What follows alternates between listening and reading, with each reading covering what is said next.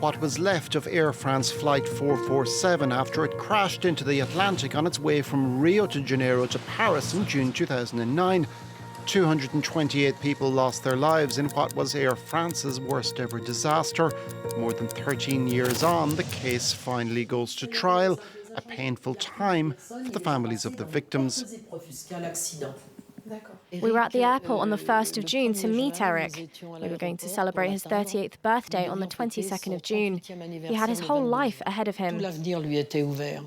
The families, angered by Air France and Airbus's denial of responsibility, want to establish who was at fault. We'd have liked there to be the slightest empathy on the part of the two companies, but they've been content to say all throughout the investigation that they did everything right, and that it was either the fault of the pilots or simply bad luck.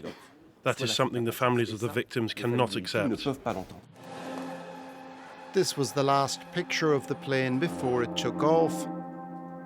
A few hours later, Flight 447 encountered a violent storm. The plane's pitot tubes, which measure the aircraft's velocity, froze over, giving contradictory readings. The pilots became disoriented by a succession of alarms.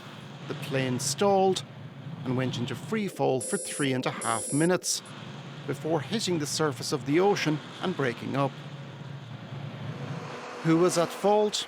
Airbus and Air France are on trial for manslaughter, accused of having underestimated pitot tube malfunctions and of failing to inform crew of previous incidents. The 2-month trial is expected to contain a lot of technical detail. Both Airbus and Air France are pleading not guilty.